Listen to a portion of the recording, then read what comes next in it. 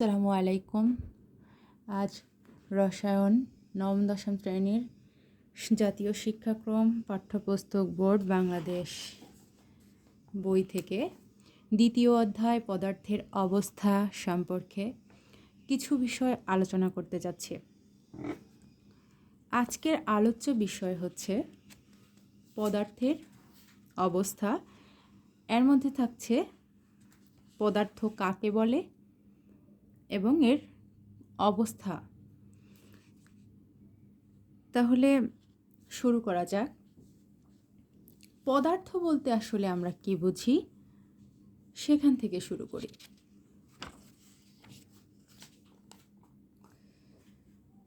পদার্থ হচ্ছে সেই বস্তু যে বস্তুর নির্দিষ্ট ভর এবং জায়গা দখল করার ক্ষমতা থাকে, অর্থাৎ ভর আছে এবং জায়গাও দখল করে, তাকে বলে পদার্থ।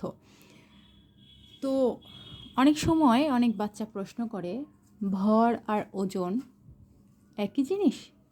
মানে অনেকে লিখতে পারে এরকম যে যে বস্তুর ওজন আছে, জায়গা দখল করে, তাকে পদার্থ বলে। কিন্তু আসলে ওজন আর ভর সেম জিনিস না। ভর হচ্ছে একটা জিনিসের বা কোনো পদার্থের পারমাণবিক মান, এবং এটি সব জায়গায় একই থাকে, এর মানের কোনো পরিবর্তন হয় না। অন্যদিকে ওজনটা নির্ভর করে মহাকর্ষ বলের প্রভাবে। যাক, এটি অন্য অধ্যায়ে আমরা আলোচনা করব। আবার ফিরে আসি। এখানে বলছে যে বস্তুর নির্দিষ্ট ভর আছে এবং জায়গা দখল করে তাকে পদার্থ বলে। কক্ষ তাপমাত্রায় কোনো কোনো পদার্থ কঠিন, কোনো কোনো পদার্থ তরল, আবার কোনো কোনো পদার্থ গ্যাসীয় অবস্থায় থাকে। অর্থাৎ কক্ষ তাপমাত্রা কি? কক্ষ তাপমাত্রা হচ্ছে একটা রুমের স্বাভাবিক তাপমাত্রা, যে ঘরটাতে আমরা স্বাভাবিকভাবে বসবাস করতে পারি যে তাপমাত্রায়, সেইটা হচ্ছে কক্ষ তাপমাত্রা, অর্থাৎ রুম টেম্পারেচার যাকে বলে। তো কক্ষ তাপমাত্রায় কোনো কোনো পদার্থ কঠিন, কোনো কোনো পদার্থ তরল, আবার কোনো কোনো পদার্থ গ্যাসীয় অবস্থায় থাকতে পারে। অর্থাৎ পদার্থের তিনটা অবস্থা: কঠিন, তরল আর গ্যাসীয় বা বায়বীয়। যেমন কক্ষ তাপমাত্রায় চিনি, খাদ্য লবণ, মার্বেল ইত্যাদি কঠিন অবস্থায়, পানি, তেল, কেরোসিন ইত্যাদি তরল অবস্থায়, এবং নাইট্রোজেন, অক্সিজেন, কার্বন ডাইঅক্সাইড ইত্যাদি গ্যাসীয় অবস্থায় থাকে। তাপমাত্রা পরিবর্তন করে এই পদার্থকে কঠিন, তরল এবং গ্যাসীয় অবস্থায় রূপান্তর করা যায়। আচ্ছা, এই বিষয়টাতে এখন নিচে আলোচনা করা হবে। তাহলে কঠিন পদার্থ কি কি বলছে?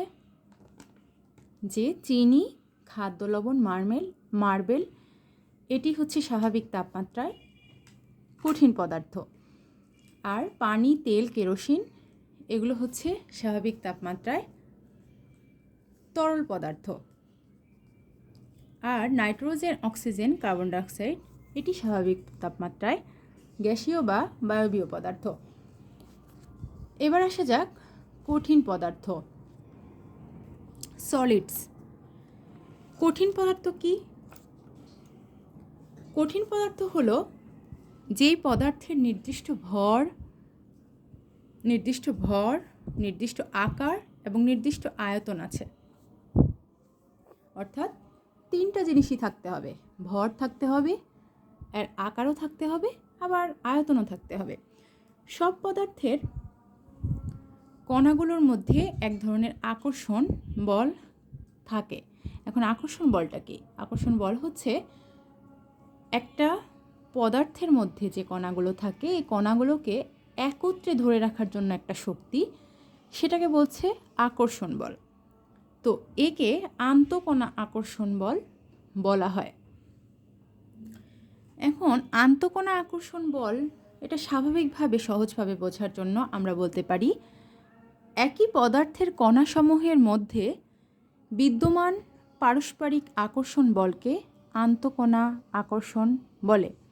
অর্থাৎ এই যে পানির ফোঁটা, বরফ, লোহার টুকরো, এই জিনিসগুলো অনেক ক্ষুদ্র ক্ষুদ্র কণা দিয়ে তৈরি হয়েছে, কিন্তু এই ক্ষুদ্র কণাগুলো একত্রে যে বলটার মাধ্যমে আটকে আছে সেটাকেই বলছে হচ্ছে আন্তঃকণা আকর্ষণ বল।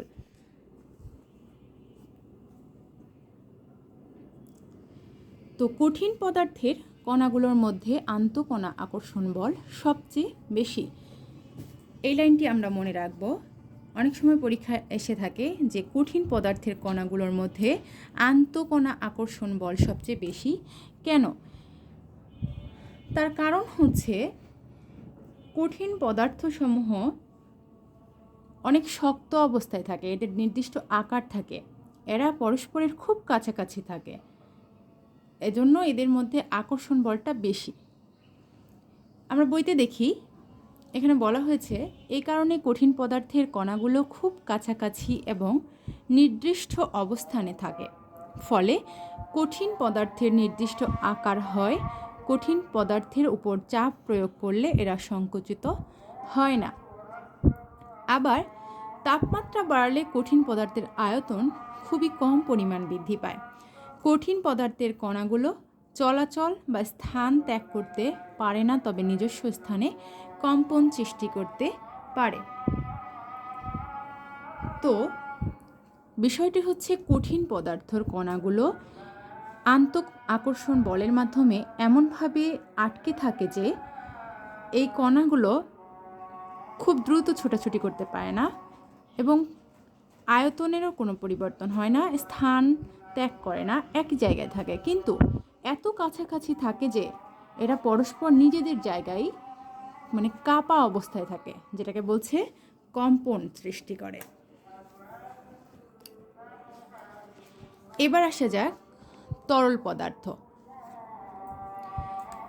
তরল পদার্থ হচ্ছে যার নির্দিষ্ট ভর এবং আয়তন আছে কিন্তু আকার নেই। অর্থাৎ তরল পদার্থটা কেমন? এটি যে পাত্রে রাখা যায় সেই পাত্রের আকার ধারণ করে, এর ওজন আছে, এর ভর আছে, আয়তন আছে, কিন্তু আকারটা যে পাত্রে রাখা যাবে সেই পাত্রের মতো ধারণ করবে। যেমন আমরা যদি একটা বাটিতে পানি রাখি সেরকম হবে, দেখতে বাটির আকার নেবে, বোতলে রাখলে বোতলের আকার নেবে, তারপরে এরকম গ্লাসে রাখলে গ্লাসের আকার নেবে, এরকম এর কোনো নির্দিষ্ট আকার নেই। তাহলে তরল পদার্থকে যেই পাত্রে রাখা হয় সেই পাত্রের আকার ধারণ করে। তরল পদার্থের কণাগুলো কঠিন পদার্থের কণাগুলোর চেয়ে তুলনামূলকভাবে বেশি দূরত্বে থাকায় এদের মধ্যে আন্তঃকণা আকর্ষণ বল কঠিন পদার্থের চেয়ে কম। এর কারণ হচ্ছে কণাগুলো তরল অবস্থায় থাকার কারণে এরা একটু দূরে দূরে অবস্থান করে এবং চলাচল করে। তো এই কারণে এদের মধ্যে আন্তঃকণা আকর্ষণ বলটা কম, কঠিন পদার্থের চেয়ে কম। তো তরল পদার্থে চাপ প্রয়োগ করলে আয়তন হ্রাস পায় না, আয়তন যেটা থাকে সেটাই থাকে। তবে যদি তাপ প্রয়োগ করা হয় তাহলে তরল পদার্থের আয়তন বৃদ্ধিতে বাড়তে থাকে। কেন? তরল পদার্থকে যখন তাপ প্রয়োগ করা হয় তখন এর মধ্যকার কণাগুলো ছোটাছুটি শুরু করে, তখন এদের দেখা যায় আয়তন বৃদ্ধি পেতে থাকে। এই আয়তন বৃদ্ধির পরিমাণ কঠিন পদার্থের চেয়ে বেশি। এখন তাপ প্রয়োগ করলে পদার্থের আয়তন বৃদ্ধি পায় কেন?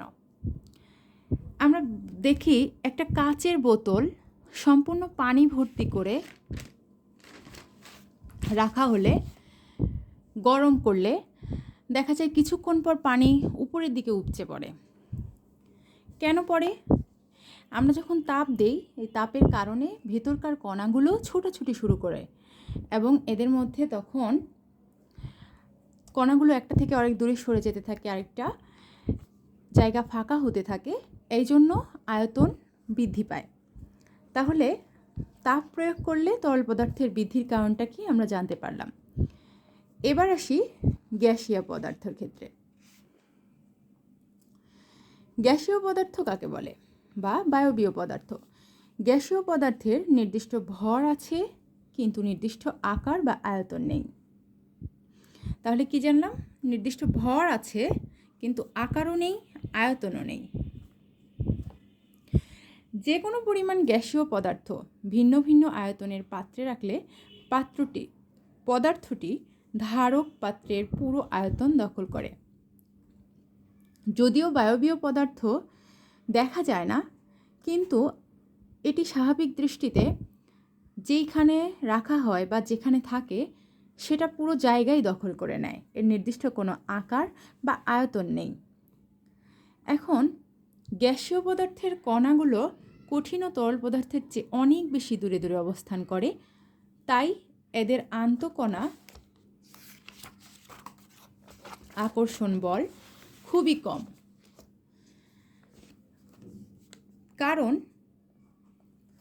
এদের কণাগুলো দূরে দূরে অবস্থান করে এবং কণাগুলোর মাঝখানে ফাঁকা জায়গার অবস্থান এত বেশি হয়ে যায় যে কণাগুলো আয়তন বেড়ে যায়। যাই হোক, চাপ প্রয়োগ করলে গ্যাসীয় পদার্থের আয়তন অনেক কমে যায়। কেন কমে যায়? কারণ হচ্ছে চাপ প্রয়োগ করলে কণাগুলো কাছাকাছি আসে। আমরা আবার খেয়াল করি, আগের দুটোতে আমরা পড়েছি তাপ প্রয়োগ করলে, কিন্তু এখানে চাপ প্রয়োগ করার কারণে পদার্থের আয়তন কমে গেছে। কিভাবে? চাপ প্রয়োগ করার কারণে কণাগুলো একে অপরের খুব কাছাকাছি আসে এবং ফাঁকা স্থানের পরিমাণটা কমে যায়। এই কারণে দেখা যায় যে গ্যাসের আয়তন কমে যায়।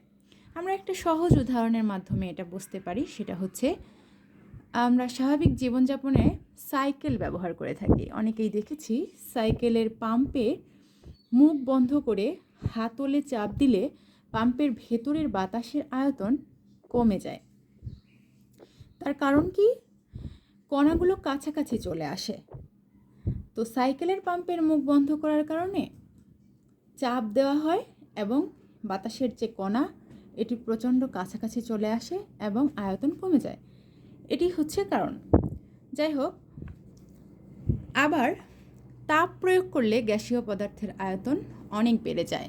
এর কারণ হচ্ছে, তাপ প্রয়োগ করা হলে এমনিতেই গ্যাসীয় পদার্থের কণাসমূহ খুবই ছোটাছুটি করতে থাকে এবং এদের মধ্যে ফাঁকা স্থানের পরিমাণ এত বেশি, এরা অনেক দূরে দূরে অবস্থান করে এবং আন্তঃকণা আকর্ষণ বল এখানে প্রচণ্ড কম, যার কারণে গ্যাসীয় পদার্থের আয়তন অনেক বেড়ে যায়। আজকের মতো এখানেই শেষ। আসসালামু আলাইকুম।